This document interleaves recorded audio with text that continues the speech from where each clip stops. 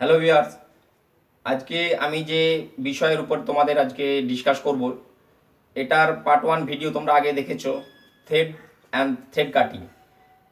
এখানেতে আমরা থ্রেড কিভাবে কাটবো, অর্থাৎ producing thread, method of producing thread.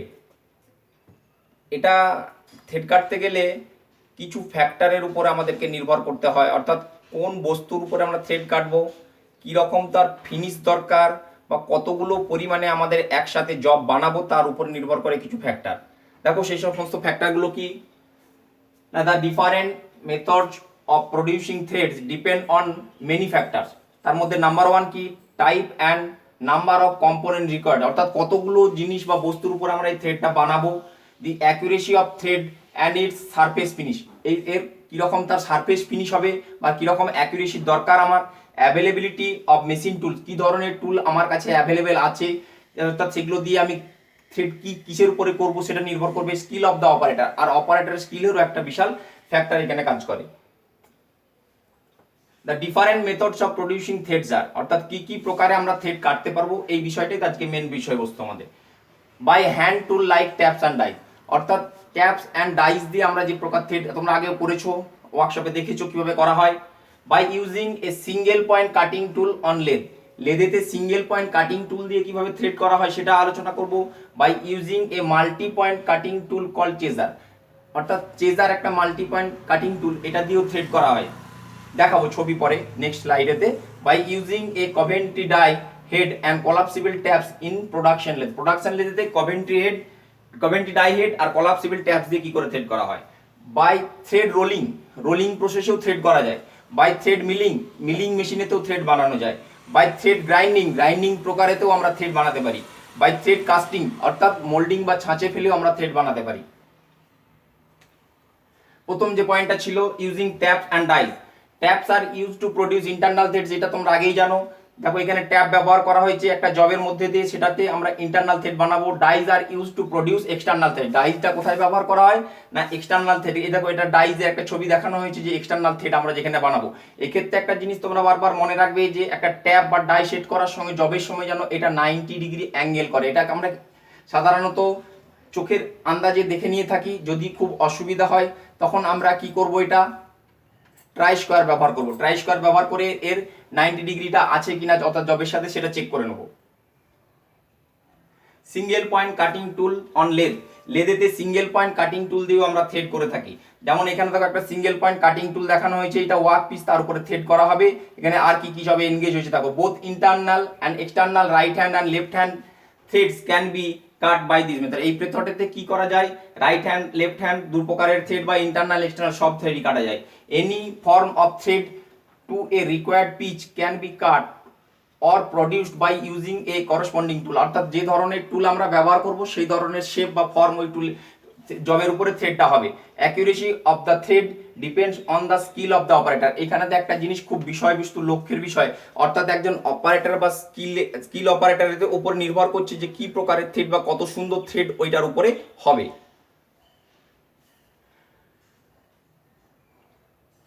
Using চেজার্স, অর্থাৎ চেজার ব্যবহার করে।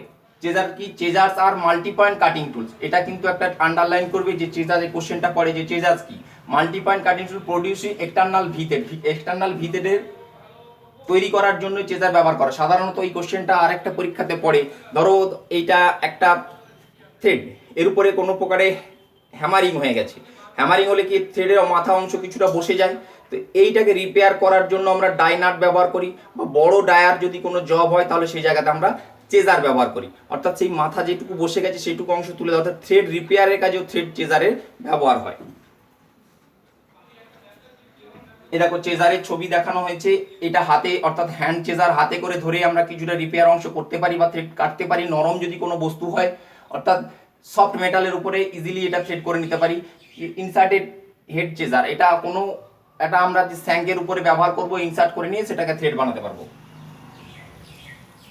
Using Coventry die heads and collapsible taps, they are used in mass production to produce threads on capstan, turret lathes and automats, অর্থাৎ যে সমস্ত production লেথস আছে আমাদের, যেমন ক্যাপস্টেন লেথ, turret লেথ, এগুলোতে এই কোলাপসিবল হেড যেটা ব্যবহার করা হচ্ছে সেগুলো ব্যবহার করা হয়ে থাকে। A highly skilled operator is not essential for cutting threads, এটার জন্য খুব একটা হাই স্কিল অপারেটরের দরকার হয় না, কিন্তু but for setting skill সেটার্স R required, কিন্তু এটা সেট করার জন্য একটা খুব ভালো স্কিল সেটারের দরকার হয়। This method is limited to producing V thread, এটা একমাত্র ভি থ্রেড করার ক্ষেত্রে ম্যাক্সিমাম ক্ষেত্রে আমরা ব্যবহার করে থাকি। থ্রেড রোলিং, অর্থাৎ রোলিং প্রসেসে যে থ্রেড করা যায় সেটা দেখো কিভাবে হয় না, it is used in mass production, খুব অনেকগুলো পরিমাণ একসঙ্গে দরকার, তখন আমরা এই রোলিং প্রসেসে থ্রেড করে থাকি। In this method the thread is not cut and chips will not produced, thread is produced by rolling, অর্থাৎ এইখানেতে যে থ্রেড কাটবো এই প্রকারেতে কোনো রকম চিপ বের হবে না। তাহলে কিভাবে করা হবে না, rolling is a process of cold forging resulting in a plastic deformation, অর্থাৎ এটা যদি একটা কোনো সফট মেটাল হয়, এই সফট মেটালের উপরে আমি যদি প্রেসার দিই, প্রেসার দিলে তার একটা ইমপ্রেশন, অর্থাৎ ওর উপর একটা দাগ তৈরি হবে, সেই প্রকারেতে এই থ্রেডটা করা হয়। The job is turn to pitch diameter before rolling, অর্থাৎ কি না এর আগেতে পিচ ডায়ামিটার, আগের ভিডিওতে তোমরা দেখেছো পিচ ডায়ামিটার কাকে বলে, অর্থাৎ থ্রেড টার্মিনোলজিতে দেখেছো না, এইটার উপরে থ্রেড করব, প্রিভিয়াসলি এটাতে একটা পিচ ডায়ামিটার টার্ন করে নেব, তার উপরে প্রেসার দেবো, প্রেসার দিলে কি হবে না এরপরে যে থ্রেডটা প্রডিউস হয়ে যাবে সেটা হবে আমার যে মেজারমেন্ট রিকোয়ার্ড মেজারমেন্ট দরকার সেটার উপরে হবে। দেখো এখানে থ্রেড রোলিং এর ছবি দেখানো হয়েছে, এটা আমাদের ওয়ার্ক পিস, অর্থাৎ পিচ ডায়ামিটার টার্ন করার পরে ওয়ার্ক পিসটা এখানে লাগিয়েছি, এটা হচ্ছে রোলার, অর্থাৎ দু সাইড থেকে প্রেসার দিয়ে এর উপরে থ্রেডটা তৈরি করা হয়। Thread milling, the operation method on a special thread milling machine to produce accurate thread in small or large quantity, অর্থাৎ থ্রেড মিলিং প্রসেসেতে এটা প্রচুর পরিমাণে আমরা জব একসঙ্গে তৈরি করতে পারি। In this operation there are three driving motions, একটা কি না that is for cutter work and longitudinal movement of the cutter, অর্থাৎ এখানে তিন প্রকারের মোশন একসাথে কাজ করে, একটা হচ্ছে কাটারেতে, একটা জবেতে, আর একটা কি না যে কাটারটা মুভমেন্ট করে লঙ্গিটিউডনালি সেটার উপরে। The thread is completed in one cut by setting the cutter to the full depth of thread and then feeding it along the entire length of the work piece, অর্থাৎ একসঙ্গে পুরো জায়গাটার উপরে আমরা thread বানিয়ে নিতে পারি। থ্রেড মিলিং এর ছবি দেখানো হয়েছে, দেখো একটা থ্রেড মিলিং কাটার, যেটা এক্সটার্নাল থ্রেড বানানো হয়েছে, ইন্টারনাল থ্রেড করার জন্য একটা দেখানো হয়েছে। এইখান থেকে দেখলে বুঝতে পারবে এইটা একটা থ্রেড মিলিং কাটার, এটা সেকশনিং করে দেখানো হয়েছে। এইখানে দেখো যে একটা রাউন্ড শেপে জবের মধ্যে ইন্টারনাল কাটার, এটা টপ ভিউ, অর্থাৎ যে কালো অংশটা দেখানো হয়েছে এটা হচ্ছে তার টপ ভিউ, অর্থাৎ এইটা এইভাবে ঘুরতে ঘুরতে চারিদিকে থ্রেড বানায়। এই থ্রেড মিলিং কাটার অনেকগুলো অ্যাডভান্টেজ আছে, তার মধ্যে কি না এটা হচ্ছে লং টুল লাইফ, এতে টুলের লাইফ অনেক বেশি হয়। রিডিউসড কাটিং ফোর্সেস, এতে কাটিং ফোর্স খুব কম লাগে। লো ভাইব্রেশন, ভাইব্রেশন খুব কম হয়। ভেরি স্মুথ কাটিং অ্যাকশন, খুব স্মুথলি এটাতে কাটা যায়। আনইকুয়াল হেলিক্যাল পিচ, এটা আনইকুয়াল হেলিক্যাল পিচেই সাধারণত হয়ে থাকে। Thread grinding, specially grinding machines R required for thread grinding, এটার জন্য একটা স্পেশাল গ্রাইন্ডিং মেশিন, অর্থাৎ যে কোনো গ্রাইন্ডিং মেশিনের স্পেশাল গ্রাইন্ডিং মেশিনের অ্যাটাচমেন্ট দরকার এই প্রকারের থ্রেড কাটার জন্য। বোথ ইন্টারনাল আর external threads can be ground, এতে ইন্টারনাল এবং এক্সটার্নাল দু প্রকারের থ্রেডই কাটা যায়। There are two main types of thread grinding, that is single rib, multi rib. এটা দেখো সিঙ্গেল রিবের একটা এক্সাম্পল দেখানো হয়েছে, এটা মাল্টি রিবের একটা এক্সাম্পল দেখানো হয়েছে। কালার পিকচারেতে দেখো এটা একটা সিঙ্গেল রিব গ্রাইন্ডিং হুইলের কথা বলা হয়েছে, এটা এই দিক দিয়ে মুভমেন্ট করছে, অর্থাৎ প্রতিটা পিচ বরাবর সরে সরে যাবে। এটা একটা মাল্টি রিব গ্রাইন্ডিং হুইলের কথা দেখানো হয়েছে, যেটা দেখো এই অরেঞ্জ কালারে দেখানো হয়েছে, সেটা ওই একই প্রকারেতে মুভমেন্টটা এদিক থেকে বা এদিক থেকে এদিক হতে পারে, আর এইভাবে থ্রেড প্রডিউস হয়ে যাবে। থ্রেড কাস্টিং, এটা কিরকম না মোল্ডিং বা ছাঁচে ফেলে যে থ্রেড বানানো হয় তাকে বলা হচ্ছে thread casting. Thread can be produced by casting for crude threads, অর্থাৎ আমরা যে কোনো প্রকারের একটা মেটালের উপরেতে ছাঁচ ঢালাইতে বসাবো সেরকম জায়গাতে আমরা থ্রেড ইজিলি বানিয়ে নিতে পারি। It is produced either by die casting or moulding, এটা হয় কাস্টিং করে না হয় মোল্ডিং করে বানাতে হবে। Threads on non metals are produced by this method, অর্থাৎ নন মেটালস বলতে প্লাস্টিক বা অন্য কোনো বস্তুর উপরেতে বা নরম সব কোনো মেটালের উপরেতে আমরা এই কাস্টিংটা সাধারণত করে থাকি। যেমন এই উদাহরণস্বরূপ দেখা হয়েছে, দেখো যে প্লাস্টিকের ট্যাপ বা প্লাস্টিকের যে সমস্ত ফিটিংস আমরা পাই সেগুলোর মধ্যে এই প্রসেসে থ্রেড বানানো হয়ে থাকে। Thread cutting by using single point cutting tool on lathe, অর্থাৎ ম্যাক্সিমাম ক্ষেত্রে আমরা এটা যে ওয়ার্কশপেতে শিখে থাকি সেটা হচ্ছে কি সিঙ্গেল পয়েন্ট কাটিং টুল দিয়ে আমরা কিভাবে এর উপরে থ্রেড বানাবো, এর কিছু প্রিন্সিপাল হয়, অর্থাৎ কি প্রসেসটা এটা মেনটেন করবো, এর কি নীতি হয় সেটা দেখো এখানেতে লিখেছি আমি।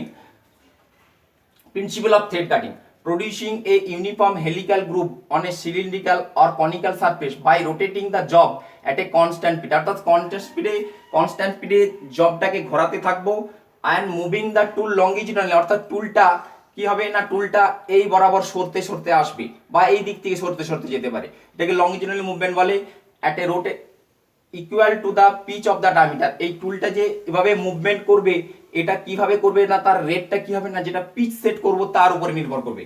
দি cutting tool moves with the lathe carriage by the engagement of a half nut with the lead screw, অর্থাৎ এই যে কাটিং টুলটা মুভমেন্ট করবে এইভাবে সরে সরে যে আসবে সেটা কি করে করে থাকে না, ক্যারেজের সাথে এটা ফিট করা হয়ে থাকে, আর ক্যারেজ মুভমেন্ট করে কি করে না, লিড স্ক্রু হাফ নাট দিয়ে এনগেজ করার পর এটা মুভমেন্ট করতে থাকে। The direction of rotation of the lead screw determines the hand of thread being cut, lead স্ক্রুটা রোটেশনের ডিরেকশন হয়ে যায় যে থ্রেডটা আমরা লেফট হ্যান্ড থ্রেড কাটবো না রাইট হ্যান্ড থ্রেড কাটবো, অর্থাৎ লিড স্ক্রুটাকে আবার এনগেজ করা হয় কি না, একটা টামলার গিয়ার থাকে, নাম তোমরা আগে শুনেছো, তোমাদেরকে দেখিয়েছি। টামলার গিয়ার কি করে না, রোটেশন ডিরেকশনটা চেঞ্জ করে দেওয়া হয়, লেফট হ্যান্ড বা রাইট হ্যান্ড করে দেবে লিড স্ক্রুটাকে।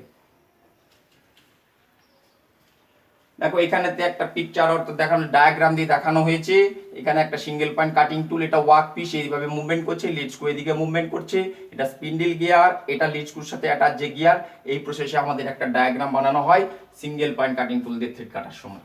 কি কি পার্টস এখানে এনগেজ হয় অর্থাৎ এই থ্রেড কাটার সময়, দেখো এটা তো দেখতেই পাচ্ছ গিয়ার বক্স একটা, এখানেতে গিয়ার ফিক্সড অন স্যাডেল, অর্থাৎ স্যাডেলের সাথে যে গিয়ারটা ফিক্সড করা আছে সেটা দেখানো হয়েছে। এই দুটো হচ্ছে টামলার গিয়ার, যে অ্যাটাচমেন্ট এর উপরে ডিপেন্ড করে লিড স্ক্রুর এখানেতে রোটেশনের ডিরেকশন চেঞ্জ করা হয়। এটা আইডিলার গিয়ার, অর্থাৎ এই গিয়ারের সাথে এই গিয়ারের সংযোগ স্থাপন করেছে বা ইন্টারমিডিয়েট গিয়ারও কে বলা হয়। এটা স্পিন্ডল স্টার্ট গিয়ার, অর্থাৎ এর সাথে এর সংযোগটা করেছে ভায়া টামলার গিয়ার। এখানে তার একটা ব্রেকআপ ফিগার দেখানো হয়েছে। Derivation of the formula for change gears, অর্থাৎ এই যে আমরা বিভিন্ন প্রকারের পিচ কাটবো, ছোট গিয়ার হতে পারে, বড় গিয়ার হতে পারে, তার পিচ আর আবার যে জব করব তার উপরে পিচ 2mm 4mm 6mm, বা আমাদের যদি ইংলিশ পদ্ধতি বলি 80 psi 60 psi 40 psi, তো সেটাকে টোটালি নির্ভর করে গিয়ারের রেশিও বা গিয়ার চেঞ্জের উপরে। কিরকম জিনিস না, দেখো এখানেতে ওই যে একটা কেস বা উদাহরণ তোমাদেরকে এখানে দিচ্ছি, we have a cut a 4mm pitch lead, অর্থাৎ lead is equal to pitch হয় যদি সিঙ্গেল স্টার্ট হয়, thread on a job in a lathe having a lead screw of 4mm pitch, অর্থাৎ জবটা যেটা আমরা বানাবো তাতেও আছে 4mm পিচ আর লিড স্ক্রুতেও বলে দেওয়া আছে 4mm পিচ। তার ক্ষেত্রে তাহলে গিয়ার রেশিওটা কি হবে সেটা দেখো কিভাবে আমরা বের করে থাকি না, when the job rotates once, অর্থাৎ জবটা যখন এক পাক ঘুরছে, the lead screw should make one revolution, তখন লিড স্ক্রুটাও যেন এক পাক ঘুরে, অর্থাৎ গিয়ারের এমন একটা রেশিও তৈরি করব যাতে জবটা এক পাক ঘুরলে লিড স্ক্রুটাও এক পাক ঘুরে, অর্থাৎ সেইভাবে আমরা গিয়ার সেটিং করব। Hence if the start gear driver 50টি, তাহলে যদি তখন স্টার্ট গিয়ারে 50টা টিথ হয় তাহলে তখন কি হবে না, লিড স্ক্রুতে যে অ্যাটাচমেন্ট হবে সেটাও 50 টিথের গিয়ার হবে। কি রকম দেখো, অর্থাৎ এটা যদি স্টার্ট গিয়ারেতে আমরা একটা 50 টিথের গিয়ার লাগিয়ে থাকি, এটা ইন্টারমিডিয়েট যা কিছু টিথ হতে পারে, কেন এই দুটোর মধ্যে সংযোগ স্থাপনের জন্য যেটা দরকার আমি সেটাকে ইউজ করতে পারবো। তো এইখানে লিড স্ক্রু গিয়ারও তখনও সেটা এটা 50 হবে, অর্থাৎ না যদি ধরো এটা একটা পিকচার দিয়ে বা এটা তোমাদেরকে একটা মডেল দিয়ে বোঝাতে চেষ্টা করি, এটা যদি স্টার্ট গিয়ার হয় আর এটা যদি তোমার লিড স্ক্রু গিয়ার হয়, তাহলে এই দুটো দেখো এটাতে কি হচ্ছে, ছোট বড় দুটো আকার দেখানো হয়েছে, তখন কি হবে না এই দুটো সাইজই সমান হবে। ইন্টারমিডিয়েট অর্থাৎ রেড কালারের যে এখানেতে আমরা মডেলটা দেখিয়েছি সেটা যা খুশি সাইজ হতে পারে, অর্থাৎ দুজনের মধ্যে শুধু জাস্ট সংযোগ স্থাপনের কাজ, অর্থাৎ এ ঘুরলে যাতে ও ঘুরে সেইটুকু আমাদেরকে মেনটেন করতে হবে। নেক্সট দেখো আরেকটা কেস দিয়ে যদি বোঝানো যায় আরেকটু ভালো হবে, এখানে তো সেই একই formula, the gear is equal to driver by driven lead to be cut by lead of lead screw. Case 2 তে কি বলেছে, উই হ্যাভ টু কাট, আগে ছিল 4mm পিচ কাটতে, এখন বলছে 2mm পিচ কাটবো, আর লিড স্ক্রুতেও আছে সেই 4mm পিচ, আগেরটা তো 4mm পিচ দিয়ে দেখিয়েছিলাম।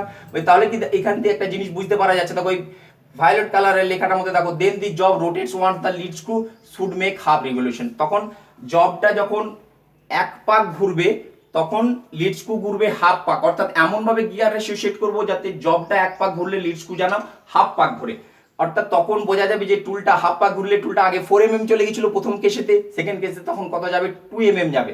Therefore if the start gear driver has 50 teeth the lead screw should B with a gear of 100 teeth, অর্থাৎ আমরা কি জানি না সার্কাসেতে দেখেছো যে সাইকেল চালানো হয়, দেখবে অনেকক্ষণ ধরে প্যাডেল করছে কিন্তু সাইকেলটা যাচ্ছে অল্প, অর্থাৎ কি ওদের যে মেন ড্রাইভার গিয়ার সেটাকে ছোট দেওয়া হয়, আর ড্রিভেন গিয়ারও দেখবে অটোমেটিক ছোটই লাগানো থাকে, তার ফলে দেখছি অনেক প্যাডেল করলেও দূরত্বটা কম যাচ্ছে, অর্থাৎ ড্রাইভার গিয়ার বড় হলে সবসময় কি হয় না আমাকে কম পরিশ্রমে অনেকটা দূরত্ব আমি এগিয়ে যেতে পারি। তো এইখানেতে ছোট একটা জায়গা মুভমেন্ট করলো, অর্থাৎ তাহলে বড় গিয়ারটা যদি অল্প ঘুরে ছোট গিয়ারটা তার থেকে বেশি ঘুরবে, সেটা দেখো সেই টেকনোলজিটা এখানে লাগানো হয়েছে না।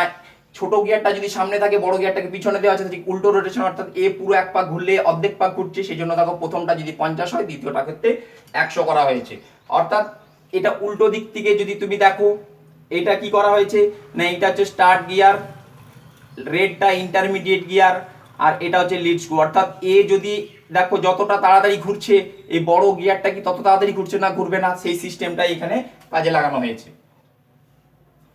ছবিতে দেখালো তো একই জিনিস, পিকচার দেখো এটা 50, অর্থাৎ স্টার্ট গিয়ার হয়েছে 50, ইন্টারমিডিয়েট যা খুশি হতে পারে, আর লিড স্ক্রুতে দেওয়া হয়েছে 100 টিথার।